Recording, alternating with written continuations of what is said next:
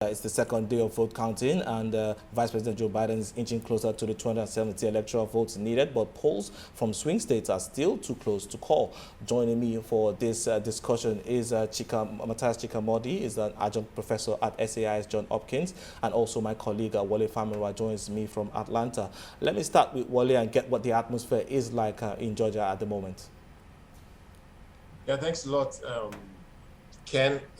I think beyond Georgia, we really have to talk about what's happening across the U.S. because protests really turned violent in some cities, especially Portland, Oregon. We also saw some skirmishes in New York City.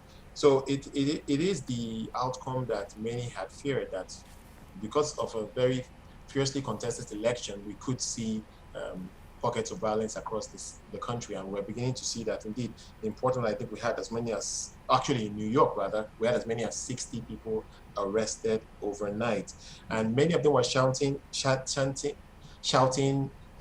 the votes. Those chants just continued to pour out, and that suggests that many of them are leaning with the Vice President Joe Biden, who is the Democrats' candidate in this election. And he obviously made that point on election day that we should count, the authorities should count the votes and everyone should wait for the final outcome. So that really begins to give you an idea of the tension that is in the air right now. All right, Chika, from where you sit, though, let's look at what the dynamics at play here and what this could mean, portend for that relationship with U.S. and Africa. Well, first of all, I think Wole has captured very well the mood and what is going on. I mean, here in DC is clearly a different scenario from, say, what's going on in New York or Portland. DC is overwhelmingly Democratic and went for Biden, and it's been peaceful so far. Now, in terms of the dynamics, I think we could isolate the factors and look at two things. One is the immediate aftermath of the election. In other words, how it concludes itself. If it goes through a protracted legal battle in the courts, it's going to inject a lot of uncertainty in the markets, and that would affect oil prices. And obviously, Nigeria, Angola, and the large oil exporters on the continent would be adversely impacted. If it's swiftly resolved, it now depends on who wins. So, and I think I've mentioned this before on this program, if it's a Biden presidency, it's a mixed bag. On the one hand, for countries like Nigeria, Angola, and Gabon, the energy exporters, Biden's green plan, whatever name it comes under, it's going to accelerate the reduction, the dependence on oil, and that would have a long-term negative impact on oil prices. On the other side of the ledger, Biden is going to engage more internationally in terms of a coordinating role for the US and in terms of economic engagement as well. So it's a bit of a mixed bag. If it's a Trump presidency, it's a continuation of the status quo. Continuation of the status quo, you said, if Trump wins. But Wole, we're seeing quite some records being broken with these elections, though. I'd like you to speak to that point and some of the highlights we've seen. No, that certainly is a major takeaway from these polls. Unprecedented numbers in terms of how many people are participating in the polls. And I think the big game changer is the use of mail-in ballots, which now has become a contentious issue, because even though the Trump campaign continued to say that they are in a very, very good position to win re-election, citing the advantages that they think they have in states such as Arizona, potentially in Pennsylvania, and they still have slim leads in Georgia and North Carolina. But however, what has changed the game is the massive use of mail-in ballots this time around. And we could see counting continue potentially for several weeks, certainly into next week in some states. So that really speaks to a major contentious issue, but it's really what is at the core of the numbers of people that we have seen participate in this process. Can I make a very easy prediction? The election will the results will be known in 48 hours. the certification could be a different matter. There could be litigation and court cases that would delay that. But I think in less than 48 hours, it's going to be very clear who the next president is. And the reason why I say that is if you look at the margins, the pace of counting, and the states that are involved and the paths to 270, it will be very, very clear within the next 48 hours where Nevada is going, where Arizona is going, and where Georgia and Pennsylvania are going. And it's a very constricted path as well. So I think we should be we should be rest assured that we will know who the next president is before the end of this week.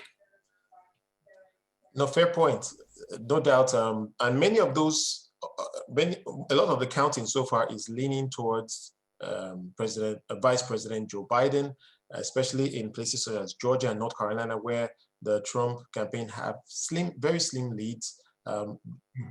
Vice President Joe Biden does have an advantage in Arizona and Nevada. The Trump campaign suggests that they could recover and and be victorious in those states. Pennsylvania. Yeah, it is interesting to see, because what I would say, just looking at this, that the president has very, very limited paths to victory. In fact, he has just a path to victory, and that path has to go of necessity through Pennsylvania. If you look at the amount of votes that are outstanding in Pennsylvania, and you look at where those votes are and the mechanism of voting, because they're mostly mail-in ballots, and the ratio by which Vice President Biden has been leading, then I think it's highly probable that Vice President Biden would win Pennsylvania, and that would be enough to get him close to 70. Now, even without Pennsylvania, if the trend we've seen in Arizona and Nevada continue, then that's enough for him, even without Georgia. So he has more paths to victory. But regardless of who is going to emerge, in the next 48 hours, I think it will be pretty much clear who that person is, and how the Team Trump reacts to that will determine how long the uncertainty would be. All right, then, but Chika, but for you though, what should be the focus of the new administration for Africa? We've seen Obama kind of focus on power at some point. We also seen the previous administration also focus on agriculture with the AGOA and trade as well. But for you though, what's the next trajectory?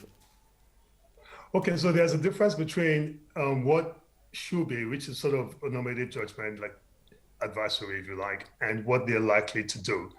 I happen to serve on the private capital group of USAID as part of the Power Africa initiative of the Obama administration. They had a very clear two-pronged approach to what they wanted to achieve in Africa. And the Trump administration has not quite engaged as much.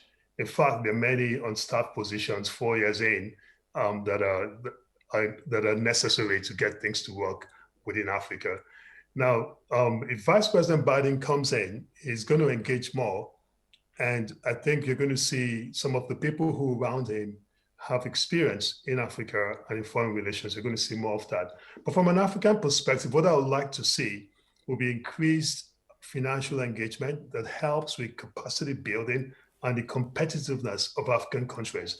Now, you can achieve that by making it easier to trade, like expanding AGOA to improve access for African exporters to the US market. Some of that access improvement is not just about taking away tariffs and allowing trade or favorable trade nation status for these countries, but some of that is about things like certification, things like ground service and agriculture that would make it easier for those items to be sold in the United States of America. The other thing I would like to see as well is to encourage investments in Africa by US firms. Not portfolio investments now, but like FDI, and they could have fiscal steps that can make this happen. Bilateral fiscal steps could be taken, and that would increase the amount of export and the quality of the goods, value added, that are exported to the US. And that could be a huge game changer for Africa.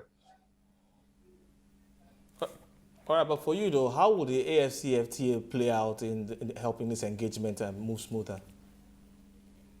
You see, and call me cynical, but I think I've been around long enough to see a lot of aspirational regional trade agreements pop up. If you do the taxonomies, you're going to find something like 16 trade regional agreements of some sort that are extant. Right now, are they really working? Probably not more than a handful are functional. So it's beyond. I mean, after does make sense, but it's not just being declaratory. It has to be in practice. Countries have to actually practice this. If you have ECOWAS all these years and there are genuine systemic rigidities in terms of doing trade with Benin Republic next door, you have to go beyond just having a regional trade agreement, but actually practice it and let it be there in substance and not on paper. And so, but of course, if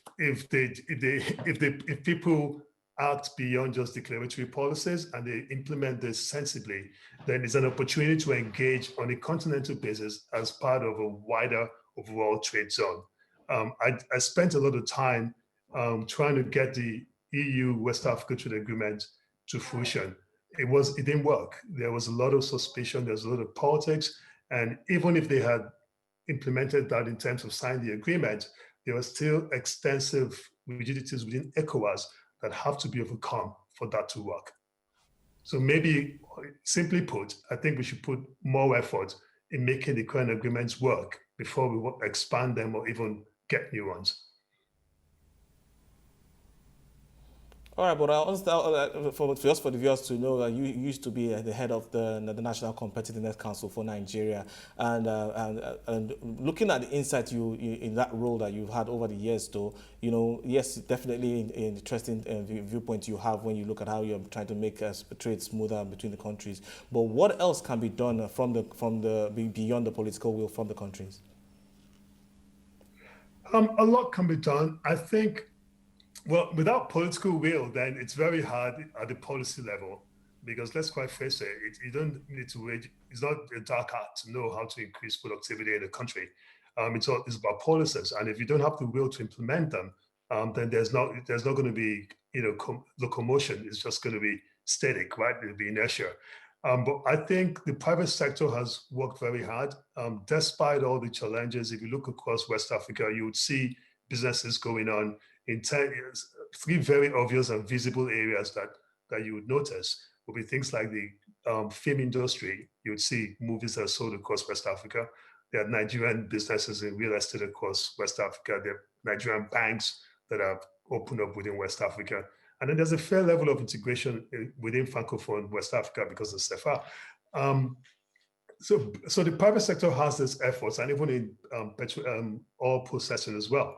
However, and telecoms, however, they could do exponentially more until it's easier to convert currencies, until it's easier to have settlement across border within West Africa, until it's easier to move goods and services within West Africa, until it's easier by predicting a single tariff across West Africa.